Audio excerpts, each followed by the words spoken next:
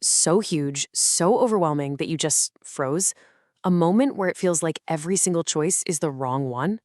Well, thousands of years ago, a warrior prince had that exact same feeling, and the advice he got became this incredible guide for navigating life's toughest battles.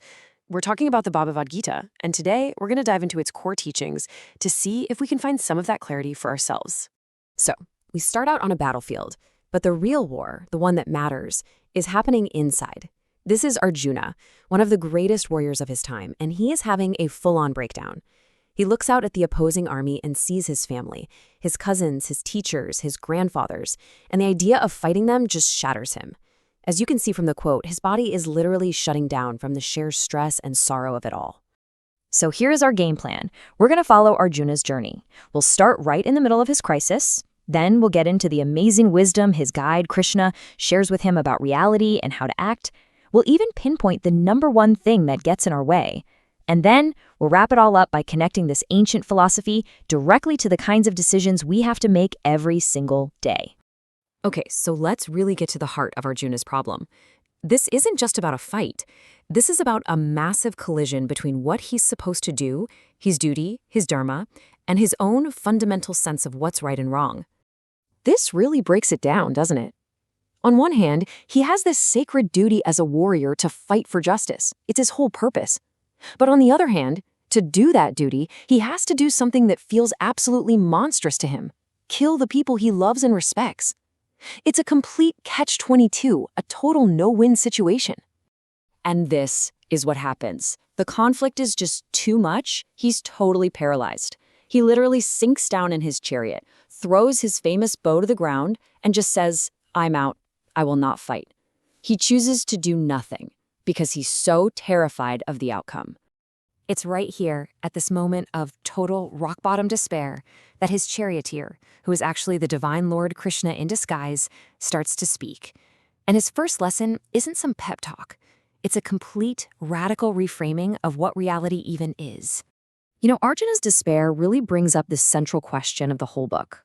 When every path in front of you looks like it leads to pain and suffering, what are you supposed to do? How do you act?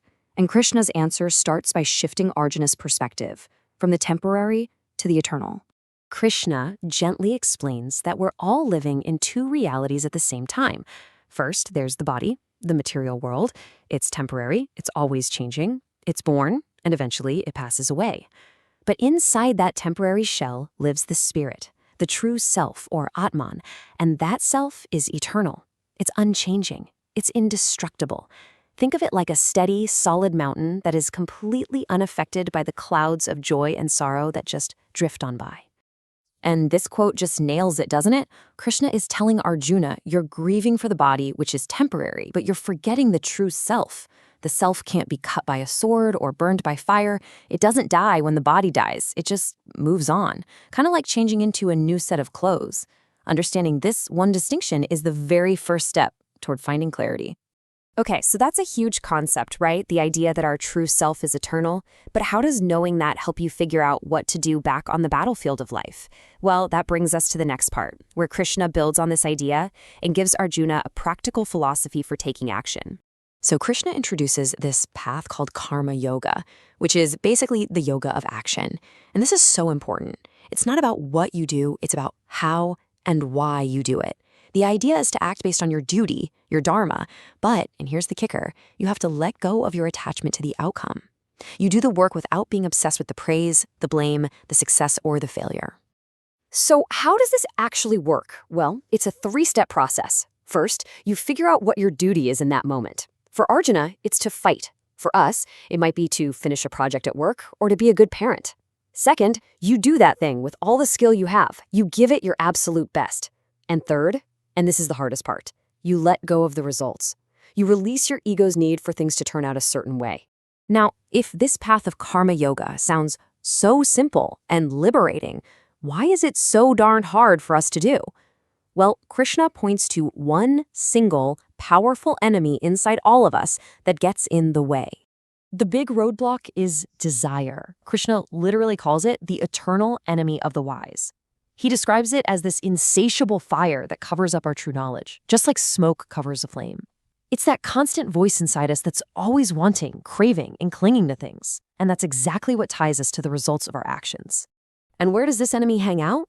According to Krishna, it's everywhere. It sets up shop in our senses, which are always pulling us toward things we see and hear. It clouds our mind with endless thoughts of, what if I get this? Or what if I lose that? And it even messes with our intellect, making it hard to see what our real duty even is. It's like a virus in our operating system.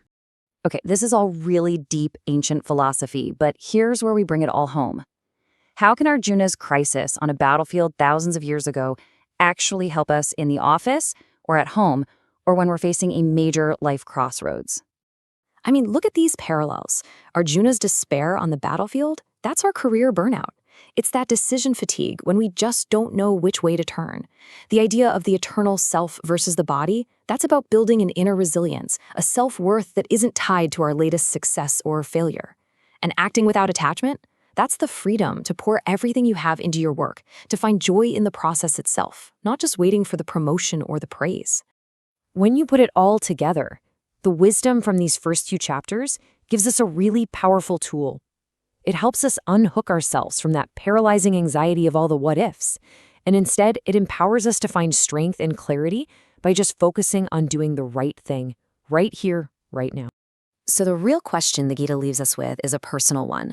The next time you find yourself on your own personal battlefield facing a tough choice, where are you going to put your focus? On all the chaotic, unpredictable outcomes of the future, or on the calm, powerful, and totally liberating present moment of taking action?